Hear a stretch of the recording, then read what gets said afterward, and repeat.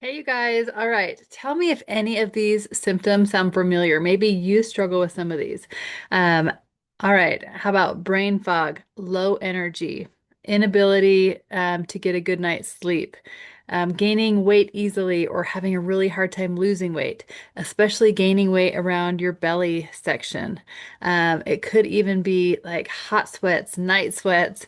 Um, Getting sick easily, or it could be things like type 2 diabetes, high blood pressure, high cholesterol, PCOS, cancer, fatty liver disease. These are all symptoms of imbalanced blood sugar. A lot of those symptoms actually sound like perimenopause or menopause symptoms also because this is what happens when your body loses estrogen in perimenopause or menopause, and this isn't just for women, for men also, then your body has a hard time regulating its blood sugar. The insulin levels kind of get all out of whack. And what happens is insulin is the fat storing hormone. So your body becomes more resistant to insulin and it doesn't work as well. And so you're gaining extra belly fat around your visceral, around your organs. And the way that insulin works is it stores that glucose into different places. It stores it into your muscles, into your liver, into your fat cells. When all of that is full, then it's just storing it into your fat cells. But it because it stores into your liver, a lot of sugar is going into your liver, and that is what is causing fatty liver disease. And these are all symptoms of things that happen when your blood sugar is imbalanced. And that leads to metabolic dysfunction. These are all symptoms of metabolic dysfunction. So if you have at least one of these symptoms, you have metabolic dysfunction. And don't feel bad because over 90% of Americans have symptoms of metabolic dysfunction, at least one of them, especially like the belly fat. Is a huge one, obesity, imbalanced blood sugar. Those are all symptoms that lead to bigger symptoms later.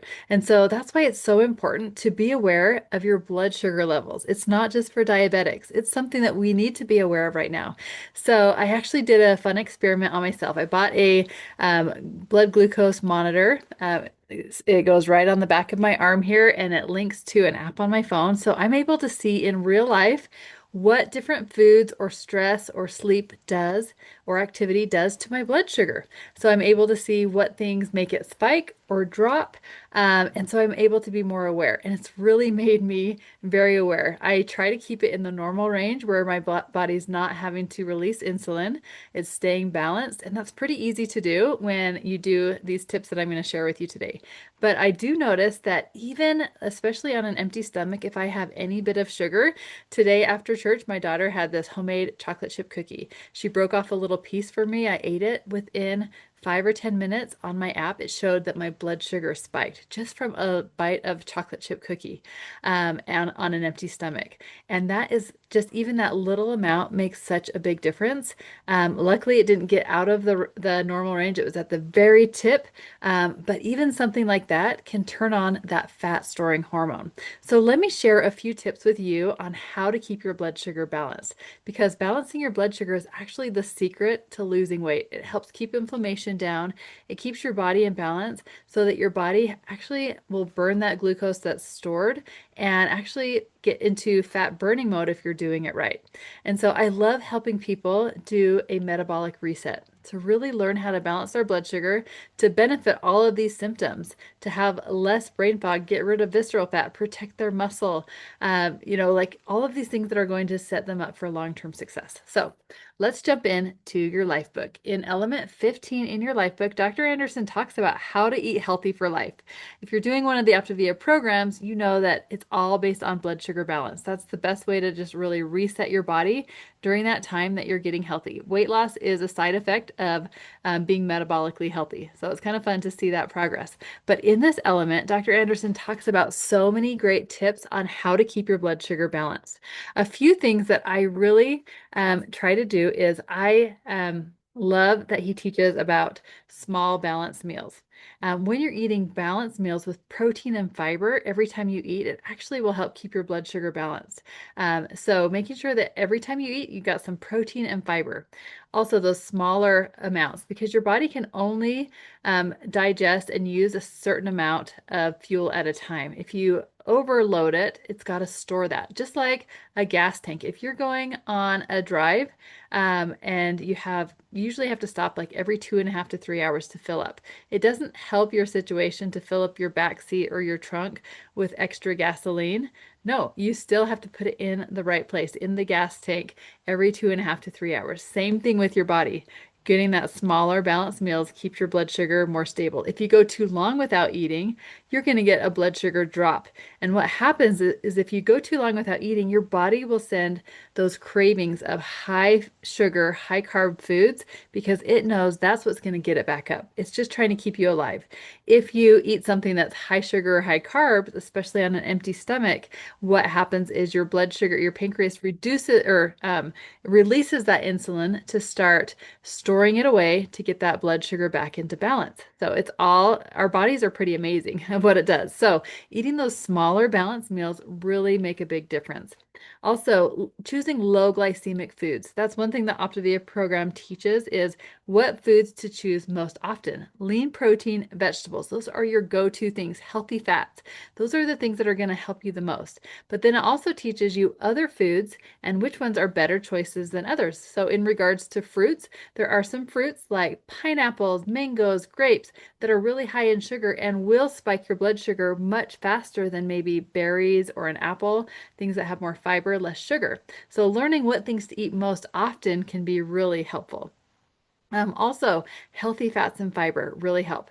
And the order that you eat food actually makes a difference too. If you eat the fiber first, like the veggies first, it kind of like slows down that digestion so it doesn't rush into your bloodstream. So choosing a veggie starter really helps to keep that blood sugar balance. And then protein, and then eating carbs last. Same thing goes with unhealthy carbs. If you're going to have a dessert, not to do it on an empty stomach. I saw today from that bite of a chocolate chip cookie on an empty stomach, how fast my blood sugar spiked just from that.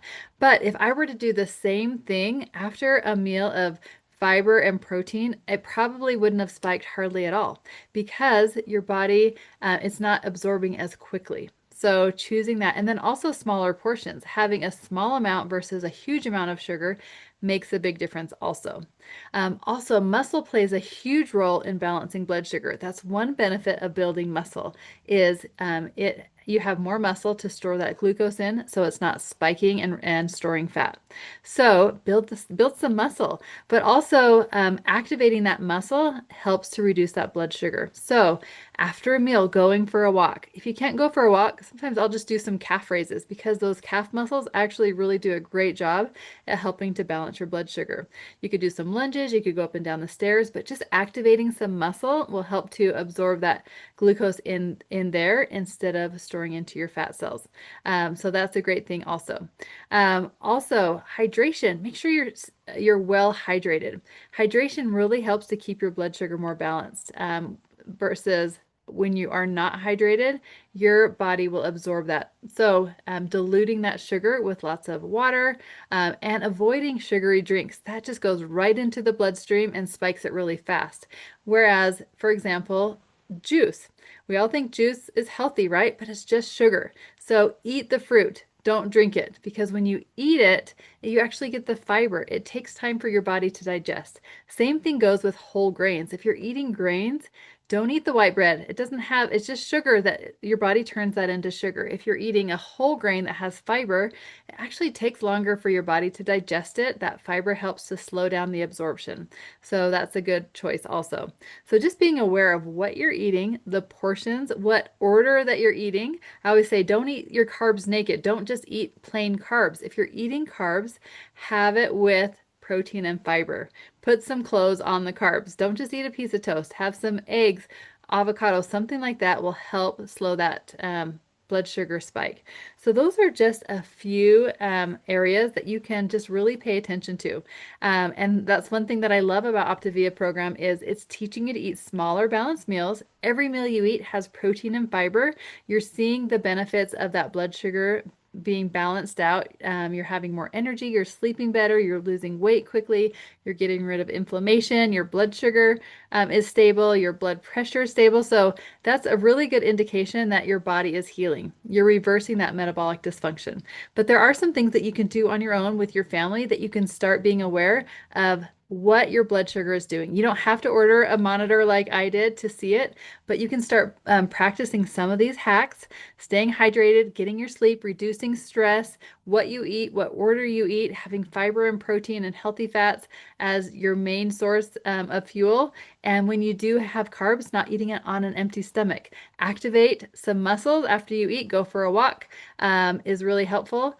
And those are things that are really going to correlate with more balanced blood sugar, better mood, better energy, less hunger, less cravings. Those are just kind of the immediate effects that you're going to notice. But in the long run, as you learn to balance your blood sugar, your body will be more in balance. Your hormones will be more balanced. So before you run out and get on hormone replacement therapy, for example, practice balancing your blood sugar first. See what your body can do on its own before you pile on medication. So those are just a few little tips on how to keep your blood sugar balanced. I would love to hear what tip you're going to incorporate in your healthy eating lifestyle. Have a good week.